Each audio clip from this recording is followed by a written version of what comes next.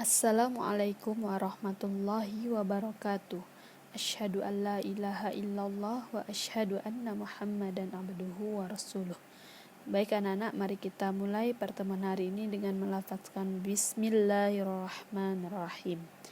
Pada kesempatan hari ini kita akan melanjutkan materi, yaitu mengenai listrik dinamis bagian ke-1. Adapun materi yang akan disampaikan pada hari ini yaitu mengenai hukum Ohm, arus listrik, potensial listrik, hambatan listrik, dan juga hukum 1 Kirchhoff. Yang pertama kita masuk kepada hukum Ohm, di mana hukum Ohm menyatakan bahwa kuat arus yang mengalir dalam suatu penghantar akan sebanding dengan beda potensial antara ujung-ujung penghantar itu, dan akan berbanding terbalik dengan hambatan listriknya. Sehingga diperolehlah persamaan sebagai berikut, di mana V sama dengan I dikali R, di mana V itu adalah beda potensial yang satuannya adalah volt, I adalah kuat arus listrik yang satuannya ampere, dan R adalah hambatan listrik yang satuannya adalah ohm. Nah, untuk mencari jika yang ditanyakan itu adalah kuat arus listriknya, bisa kita menggunakan segitiga ini. Untuk mencari I, maka kita tutup I-nya sehingga diperoleh rumus I sama dengan V dibagi R. Nah, jika dalam soal yang ditanyakan itu adalah hambatan listriknya atau R, maka kita tutup yang R-nya sehingga dapat dirumuskan R sama dengan V dibagi I. Ya, jadi satuannya akan menyesuaikan. Selanjutnya, contoh soalnya perhatikan. Jika hambatan dihubungkan dengan beda potensial 24 volt, penghantar yang memiliki aliran kuat arus listrik terbesar adalah, jadi yang ditanya adalah yang mana dari hambatan berikut yang memiliki kuat arus yang paling besar. Kita ingat hukum Ohm tadi menyatakan bahwa kuat arus listrik itu berbanding terbalik dengan nilai hambatan listriknya. Jadi, jika hambatan listriknya semakin besar, maka kuat arus listriknya akan semakin kecil. Dan jika hambatan listriknya semakin kecil, maka kuat arus listriknya akan semakin besar. Jadi, jika yang ditanya adalah kuat arus listrik yang paling besar, kita cari saja yang hambatannya memiliki nilai yang paling kecil. Ya, jawabannya adalah D, karena option D ini adalah nilai R-nya atau hambatannya yang paling kecil daripada yang lainnya. Jadi jawabannya D. Semoga bisa dipahami. Selanjutnya, kuat arus listrik. Kuat arus listrik ini disimbolkan dengan huruf I kapital, di mana satuannya adalah ampere dan alat ukurnya berupa ampere meter. Untuk menentukan atau mencari nilai kuat arus listrik yang berhubungan dengan muatan dan waktu, ya, sehingga diperolehlah persamaan seperti berikut ini, yaitu I sama dengan Q dibagi T. Ya, artinya kuat arus listrik itu adalah jumlah muatan dalam setiap satu detiknya. Ya, sehingga rumusnya I sama dengan Q per T, di mana I adalah kuat arus listrik, Q adalah muatan listriknya, dan T kecil, ini adalah T kecil, itu merupakan waktu yang satuannya adalah sekon. Contoh soalnya sebagai berikut. Dalam waktu 3 menit, muatan listrik melalui suatu kawat penghantar sebesar 90 kolom. Berapa besar arus listriknya? Nah, pertama-tama kita buat dulu yang diketahui. Di sini adalah T. T ini adalah waktu, di mana waktunya itu adalah 3 menit. Karena satuannya masih menit, kita harus konversikan, kita rubah dulu ke sekon. Untuk merubahnya, kita kalikan dengan 60. Jadi 3 menit ini kita kalikan dengan 60. Sehingga didapatlah waktunya itu 180 sekon. Dan Q-nya sebesar 90 kolom. Nah, yang ditanya adalah kuat arus listrik atau I. Untuk menjawab atau menentukan nilai I-nya, kita gunakan rumus yang tadi, yaitu Q dibagi T, di mana muatannya atau Q itu 90, dibagi dengan waktu yaitu 180, sehingga didapatlah hasilnya 0,5 ampere. Jawabannya adalah B. Selanjutnya ada hambatan listrik yang disimbolkan dengan huruf R kapital, yang satuannya adalah ohm dan alat ukurnya adalah ohmmeter. Nah, untuk hambatan listrik ini ada 3 komponen yang bisa mempengaruhi besar atau kecilnya suatu nilai hambatan listriknya. Yang pertama itu adalah hambat jenis yang dilambangkan oleh rho.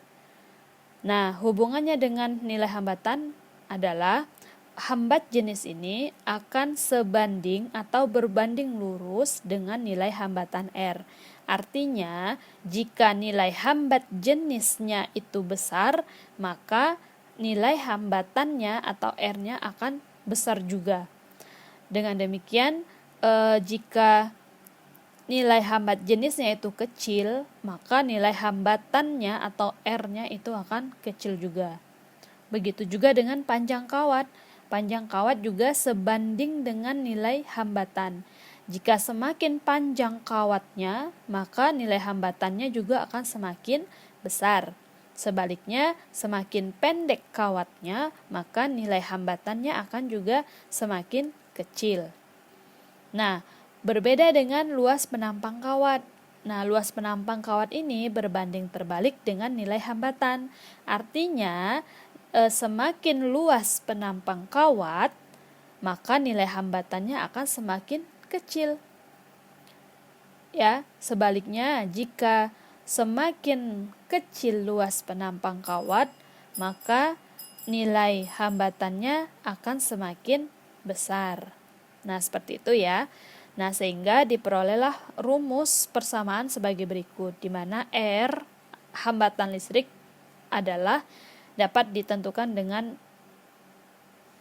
persamaan berikut, yaitu rho dikali L dibagi dengan A. Nah, ini untuk mengenai hambatan listrik. Nah, kemudian kita akan masuk kepada hukum 1 Kirchhoff. Nah, untuk hukum 1 Kirchhoff ini masih ada lanjutan hukum 2 dan seterusnya, tetapi untuk di SMP kita hanya memahami hukum 1 Kirchhoff saja. Untuk hukum selanjutnya itu akan ditemukan nanti di waktu SMA. Apa bunyi hukum 1 Kirchhoff? Hukum 1 Kirchhoff menyatakan bahwa pada setiap titik persambungan, jumlah seluruh arus yang masuk persambungan sama dengan jumlah arus yang meninggalkan persambungan. Artinya di sini ya, jumlah arus yang masuk itu akan sama nilainya dengan jumlah arus yang keluar. Nah, inilah yang dimaksudkan dengan hukum Kirchhoff, di mana jumlah arus yang masuk sama dengan jumlah arus yang keluar. Nah, bagaimana kita lihat contoh soalnya. Nah, yang pertama di sini ada I1, I2 dan I3, di mana ini adalah titik persambungannya. Nah, berdasarkan hukum 1 Kirchhoff tadi, arus yang masuk, nah ini arus yang masuk ke persambungan, ini kan persambungan tadi, sama dengan arus yang keluar dari persambungan. Nah, yang keluar ini ada 2 ini ya. Nah, kita lihat di mana I1-nya adalah 0,4 dan I2-nya 0,15. Berapakah arus listrik pada I3? Nah, gampang saja sebenarnya. Kalau di sini I1 0,4 itu kan masuk, sedangkan I2-nya 0,15 ya.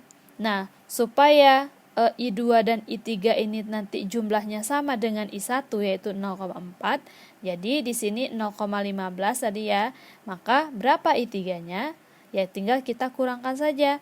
0,4 di I1 kita kurangkan dengan 0,15 pada I2 sehingga didapatlah 0,25 ampere untuk nilai I3-nya. Selanjutnya, contoh soal yang lain kita lihat di sini agak lebih kompleks. Di sini ada I1 ya. Ini 2 ampere kemudian bertemu di sini ya.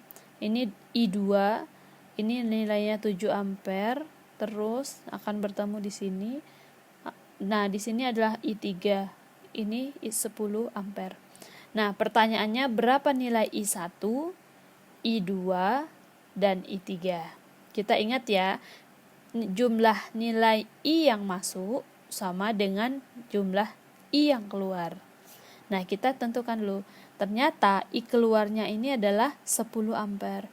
Otomatis I masuknya juga akan 10 ampere juga. Berarti kita akan langsung mengetahui nilai I1-nya yaitu 10 ampere. Karena I yang masuk, ini I yang masuk I1 itu sama dengan I keluar. Ini I keluarnya 10 ampere. Ya, jadi kita perolehlah nilai I1 sebesar 10 ampere. Nah, coba kita lihat. Ini 10 ampere yang masuk. Ternyata di sini ada titik persambungan. Titik persambungan ini ada 3 cabang. Nah, 10 ampere ini akan terbagi menjadi 3, di mana di sini ada 2 ampere, di sini I2 yang belum diketahui, dan di sini adalah 7 ampere. Agar supaya nilainya itu sama dengan I1 yaitu 10 ampere, berapakah nilai I2? Kita lihat saja. Di sini 2, di sini 7, itu jumlahnya udah 9. Biar jadi 10 sama dengan I1 tadi, maka I2-nya berapa? Iya, I2-nya adalah 1. Sehingga 2 ditambah 1, 3 ditambah 7 adalah 10.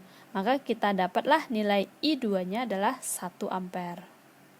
Ya, masih bisa dipahami ya. Nah, selanjutnya yang ditanya adalah I3-nya. Nah, kita lihat tadi ya. Di sini ada 7 ampere diteruskan sampai ke sini. Ternyata I2 juga melewati persambungan ini. Nah, ketika I2 bertemu di sini dan akan diteruskan ke sini, nah jadilah I3. Jadi I3 ini berasal dari penggabungan antara I2 dengan 7 ampere tadi. Karena I2-nya tadi adalah 1 ampere dan di sini 7 ampere, dia bergabung sehingga didapatlah nilai I3-nya itu adalah 7 ditambah 1 ampere jadi 8 ampere.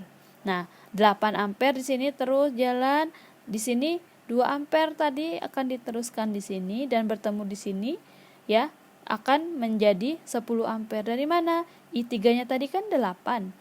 Ini 2 ampere, 2 ditambah 8 sehingga jadi 10 ampere. Seperti itu. Jadi didapatlah nilai I3-nya sebesar 8 ampere. Ya, bisa dipahami ya. Nah, untuk mengukur kemampuan kalian mengenai yang sudah kita bahas tadi, silakan dikerjakan tugas ini dengan baik, dengan jujur, tanpa melihat di Google atau di manapun itu. Cukup kalian pahami konsepnya tadi dan diaplikasikan di dalam soal. Nah, untuk soalnya itu ada di buku paket halaman 166 nomor 8 dan 9. Silakan dikerjakan. Dan ada soal tambahan yang Ustazah buat seperti ini ya. Yang ditanyakan di sini adalah berapa I1, berapa I2, berapa I3 dan berapa I4 berdasarkan hukum 1 Kirchhoff tadi. Ya, silakan dikerjakan dengan baik dan bisa dikumpul paling lambat besok hari Rabu. Ya, baik itu saja, mari kita akhiri. Wassalamualaikum warahmatullahi wabarakatuh.